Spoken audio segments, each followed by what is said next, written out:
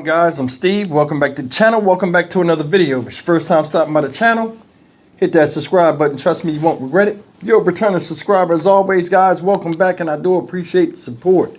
I'd like to wish everybody a happy Monday, and you know what that means. It's Monday. Anyway, I wanted to talk a little bit about a video I did last night, or about the news that's out here right now, involving Jay-Z and his connection with Diddy, and supposedly something happened at the VMAs in the year 2000 in which at an after party a 13-year-old girl was assaulted. And when I made that video yesterday, the news had just broke, and then Jay-Z went back and replied or responded to it. And he said basically, this is a money grab.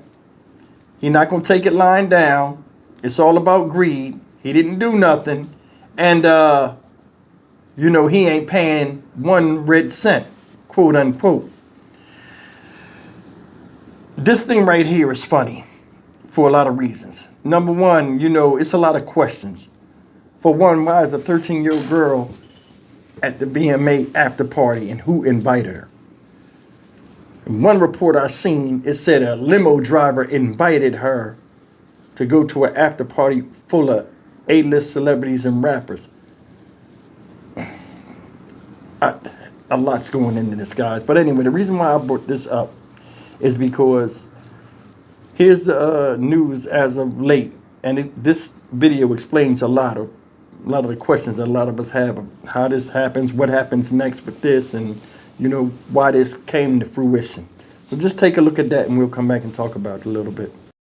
This morning, rap mogul Jay-Z is denying allegations he sexually assaulted a 13-year-old girl alongside rapper Sean Diddy Combs. That civil lawsuit filed against Combs in October was amended Sunday to include Jay-Z. The accuser, identified only as Jane Doe, says she was sexually assaulted by both men at a Video Music Awards after party in 2000.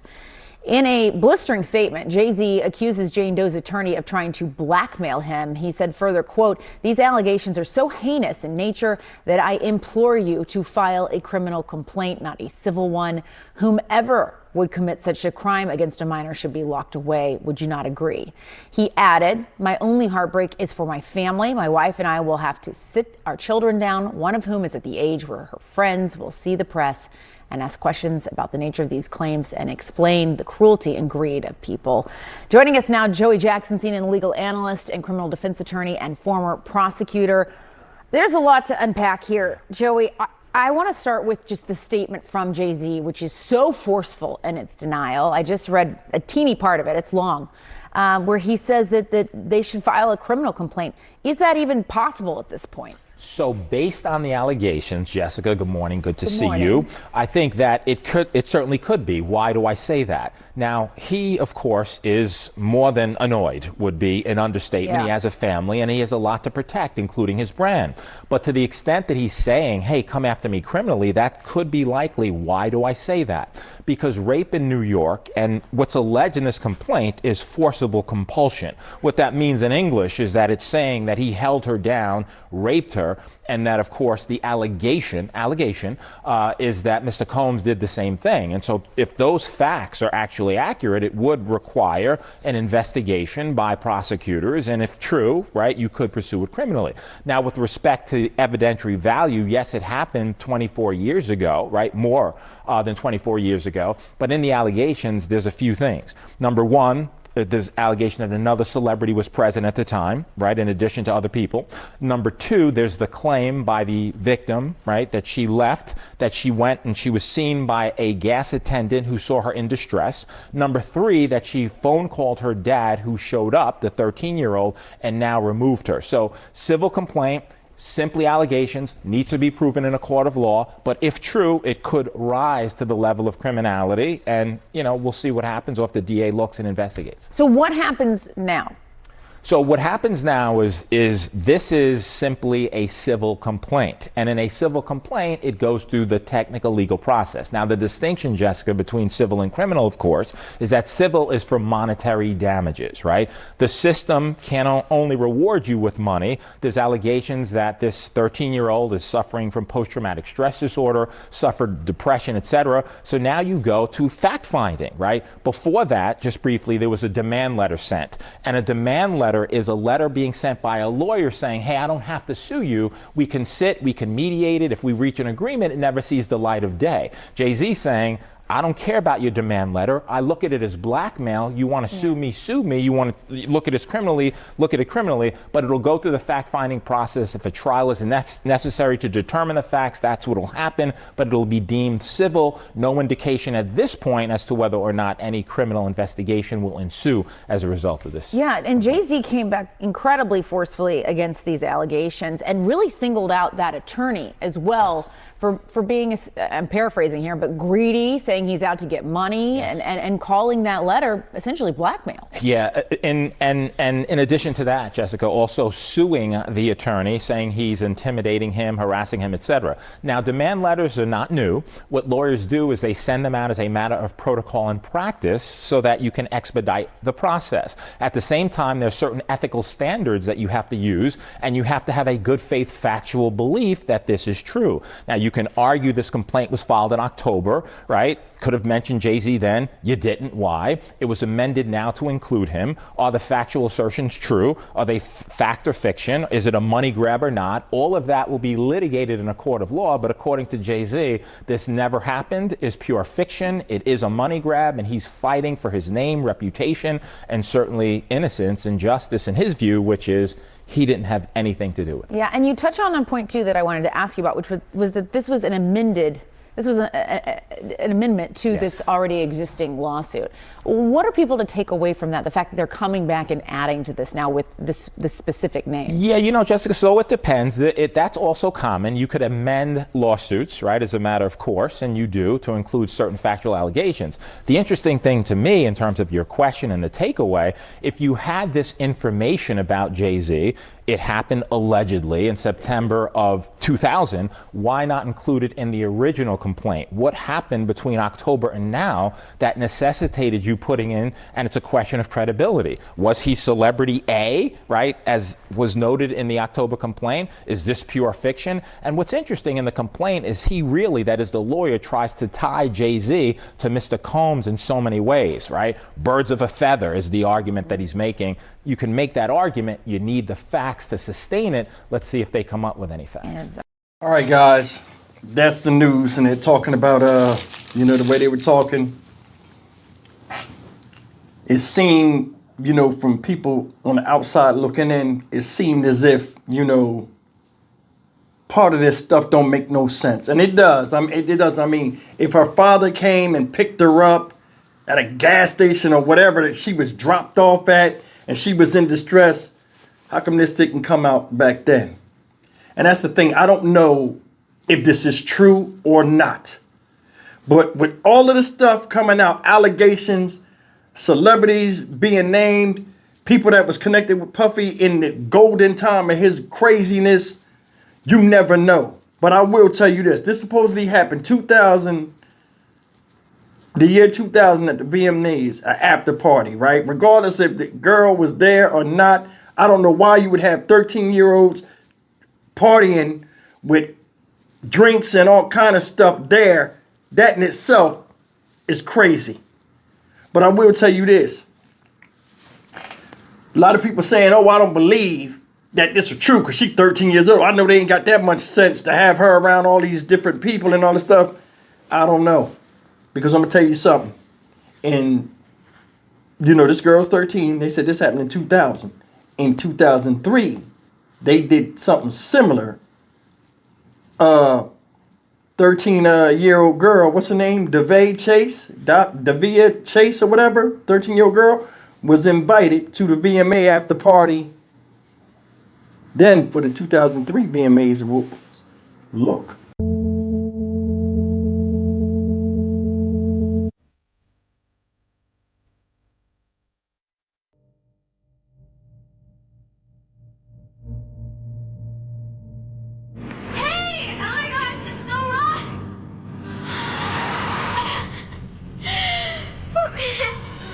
You're doing so good. I just want to say, everyone will suffer. You're really worried. Can I have the party tomorrow? Yeah. And plus, I heard the puppet was gonna be there, so I got scared. Check it out. So, thank you for this award. It means a lot to me. Guys, that shit was cringeworthy. For real. Not only did they invite this girl to the after party or whatever, I mean, I ain't heard nothing else about it, but I mean, in my head, that's stupid as hell. We grown-ups. We doing what grown-ups do, partying and celebrating success. Yeah, you bringing a girl there. Come on, man. Come on. Come on. This is the thing. Regardless of if this stuff is true or not, and honestly, I don't know, but I'm not going to dismiss it neither. I'm not going to dismiss it either. They saying it's a civil suit, meaning, you know, it's money involved. And they said they reached out to mediate with him and that made him mad, or it don't even matter. But what does matter is this, and this is the big thing with me. You seen Ashton Kutcher there. He used to roll with Puffy for a while. And anybody that was tied to Puffy at certain times or just around Puffy, period, is open for discussion. And that's the thing that's messed up. This is why you don't deal with people, you know, with suspected tendencies or tendencies where it can get you in trouble. And they got Ashton Kutcher up there with a 13-year-old girl. Now, granted, this is not when this happened, but it's there him with Puffy inviting the child to an adult party. Makes no sense. You seen how crazy Puffy was acting? You gonna go to the after party? Yeah. Yes. Real cringe and goofy. Now, they said when this stuff happened in 2000, there was a female in the room. Who was that thick female? I'm gonna tell you something. I want you to pay attention to three people when this whole thing is going through the motions with this Puffy trial and all this other stuff with Puffy. The three people I want you to pay attention to, you know what I'm saying, in the trial is J-Lo. Because if I'm not mistaken, she was with Puffy at the time. They was a couple in 2000. I'm more than sure of it. Justin Bieber, for obvious reasons, and Jaguar Wright. Of course, her mouth and all that stuff, if she's saying can corroborate with what's being out here, all three of them people know something. You know, what the fuck is this? Know something. And this is not a good look. Another thing I want to tell y'all real quick, right? Names are going to be named. The feds already have those names. I want you to hear me. The feds are not stupid. They have all those names. It's a matter of time before they start doing a time release and they start bringing certain names out and certain names they won't bring out. But I will tell you this. They already know the names. You cannot tell me that you don't think Puffy is not singing. This is a huge case. And it might take, and it sounds crazy, a couple of years to even come to trial. Because when the feds do their due diligence, they do it with a fine-tooth comb. Every celebrity that you don't know about, whose name is in these these discoveries or whatever, are sweating bullets right now.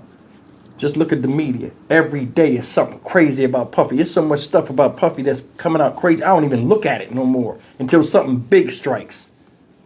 Seriously, every day, just you can make a YouTube channel just talking about Puffy. This stuff with Puffy. And I always think that's a damn shame. It's a damn shame. Decades of dumb shit that are coming to light now. And celebrities already knew Puffy had a reputation for being off the rails. See, Eminem say, yeah, I ain't come because I knew Puffy was going to be there.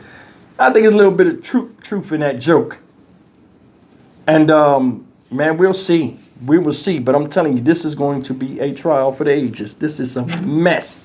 And you're going to see a lot of names that you would never think from seeing them on screen or seeing them in rap videos that they would be tied up in this silly stuff. I'm Stock Market Steve for the Dynamic Reason channel. As always, like, comment, share, and subscribe. I'm done.